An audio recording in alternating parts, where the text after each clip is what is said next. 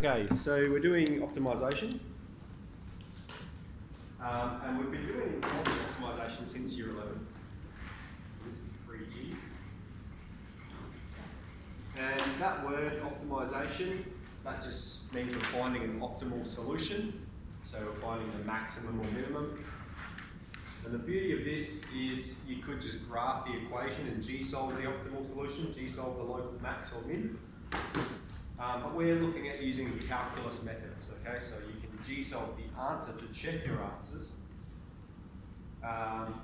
but we're looking at using a calculus process to demonstrate how we get the answer. Now the hardest part about this that people have found in previous years is generating the equation, okay? And remember we've said it will be provided, but there'll be a couple of marks for you to show how to come up with the equation. So let's get straight into the example anyway. So the first one is, when a manufacturer makes X TVs per day, the profit is, so we've got P of X, is minus 0.022x squared, plus 11x, take 720. Use calculus methods, find the number of TVs that provide the maximum profit and what the maximum profit is. Okay, so this is a quadratic, yeah? We can see its leading power is x squared, and it's got a negative value a, which means it's opening downwards. And so we're going to have a local max. And what we have, on the y-axis is the profit, and on the x-axis is the number of TVs.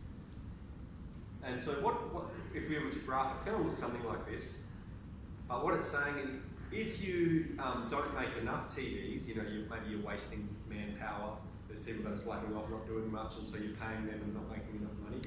But if you make too many TVs, well, maybe it's going to ruin the equipment, and so it's not optimal to make more TVs than you should per day because it could break the equipment, which needs certain maintenance. So we're saying, what's the optimal amount of TVs that's going to maximise our profit?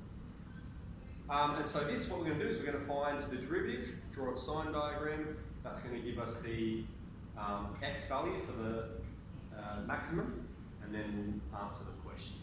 Okay, so P dash of x, so the rate at which profit changes.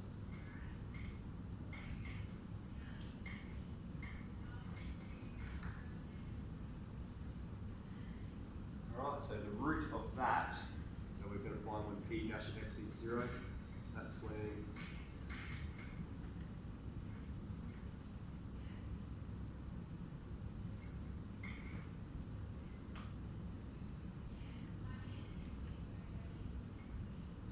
bring a calculator today.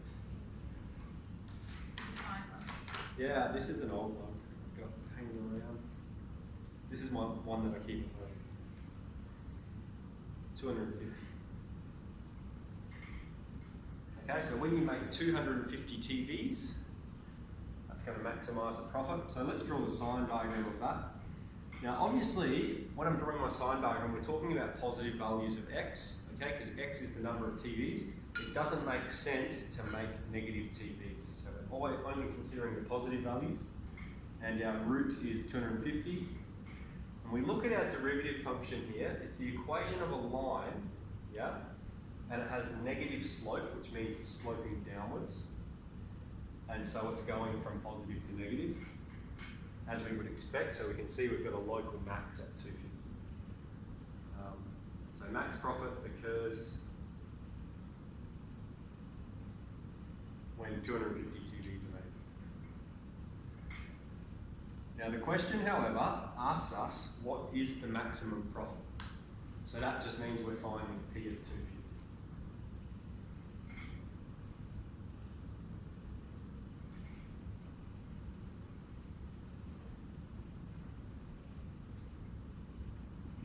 So,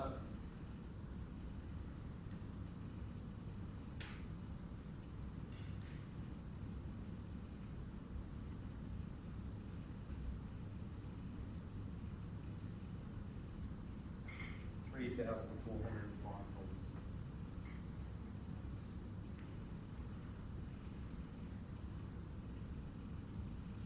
Cool. Our next one we've got a farmer wants to build a duck enclosure against an old shed. All right, so here's the shed. Here's going to be the enclosure. And we're given some dimensions for it. X, X, and 200 take 2X. Okay, because he's got 200 meters of fencing. And so we can see if we add all the perimeter up, X plus 200 take 2X, that gives us 200. Now, clearly the area of this is going to be X times 200 take X, 200 take 2X. And so we'll expand that.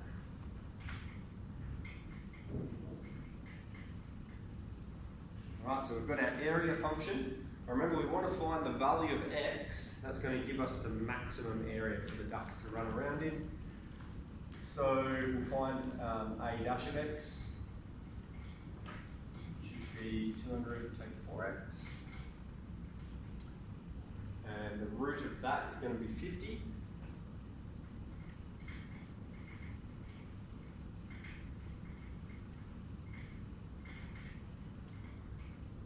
Again, we're talking about positive values of X. Again, we have the equation of a line as the derivative function, which has a negative slope, so it's sloping down. So that means it's going from the positive side to the negative side. So max area occurs when X is 50. Now we have to answer the question as well, okay? It says, state the dimensions that provide the maximum area. So if X is 50, then it means this side is going to be 200 take away 2 times 50. So it'd be 200 take 100, so it's be 100. Dimensions are 50 by 100 meters.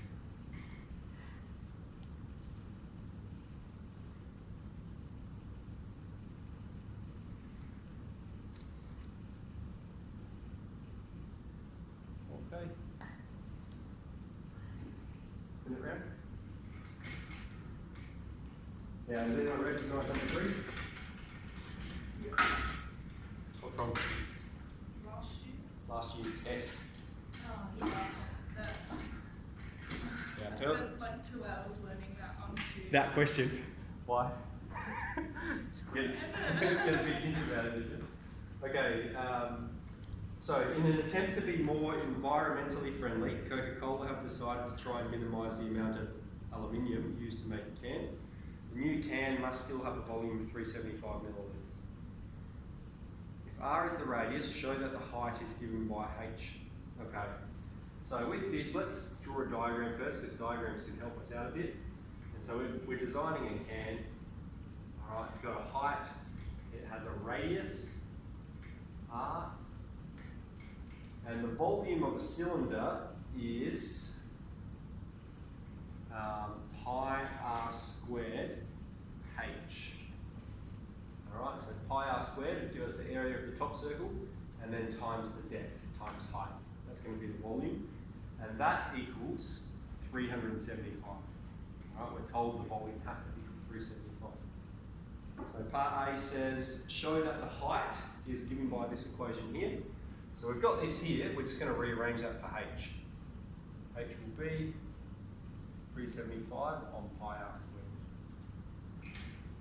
Okay, so that's the first part. Okay, part B, hence show that the amount of aluminium used is, we've got this area function here. Okay, so see how it says show that the area function is this? So it's going to give you the function, but you get 2 marks or so for showing how to calculate it. But even if you can't do that, you can still be able to answer the next part. Okay, so it wants a surface area. So surface area of this cylinder, what we have is we've got a circle at the top and a circle at the bottom. So a circle is pi r squared, but we've got 2 of them. So we've got a circle at the top and a circle at the bottom will be 2 pi r squared.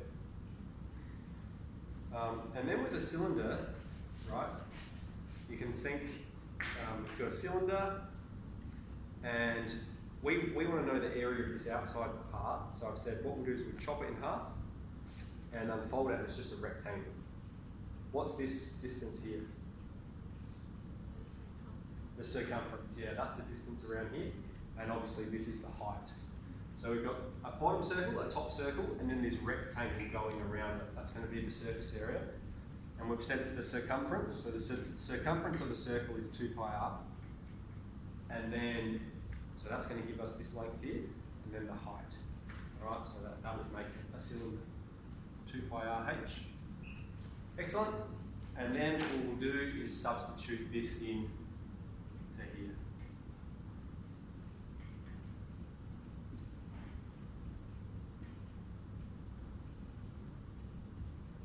Pi r squared. So we're going to have pi cancel, and we'll have one of the r's cancel. 2 times 375 would be 750.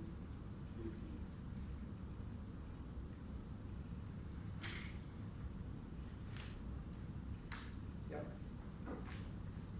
So that's the surface area function with regards to r, SA of r. Okay, hence calculate, using calculus methods, find the radius, height and surface area. Alright, so we're going to find the derivative of this. So we'll find SA dash. Firstly, I'm going to express that up the top. 2 pi r squared plus 750 r to the minus 1. And then we can derive it. SA dash, 4 pi r. Is it still part B? No, this is part C. That's starting here. 4 pi r, take 750 r to the minus 2.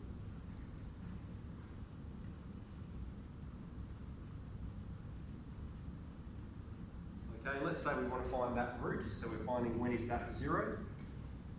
And we've said if we've ever got this denominator here, we're just going to multiply both sides by it to get rid of it, because when we're finding when it equals 0, we only want to know when the top equals 0. So what I'm going to do is multiply both sides by r squared. So here we'll get 4 pi r to the 3. Take 750. All right, that's going to cancel that denominator. And over here we'll get 0. And we can now solve that for r. 4 pi.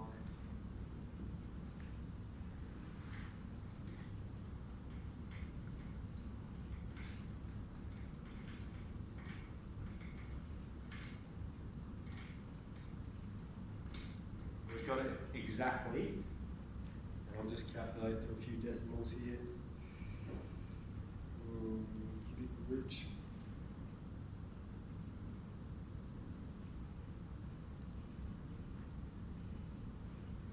3.91 centimeters.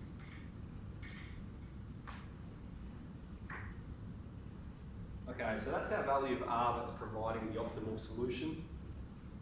So again, if we're thinking of the sign diagram on it,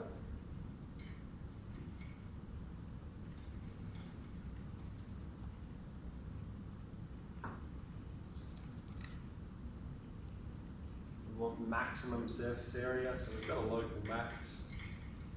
Again, we're talking about values greater than 0, yeah, because it's a measurement, it's a distance. So max volume occurs when r is 3.91, and it wants us to find the surface area and the height as well. So that means we need to find h using this first. H is 375 on pi r squared. So we put r in here.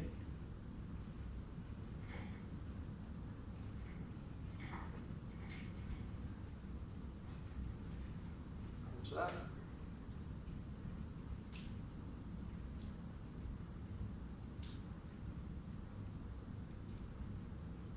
.81 for the height, and lastly the surface area. So we're finding the surface area when the radius is 3.91. This is our surface area function. Just put it in there. 2 pi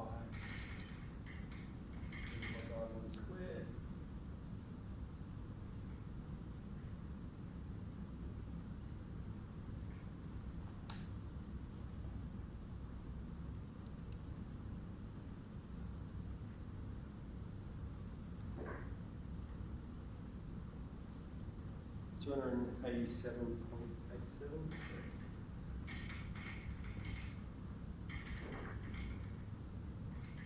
So if we're rounding to three significant figures, right, we should write four numbers and round the fourth number, that's going to go up. So we got 288.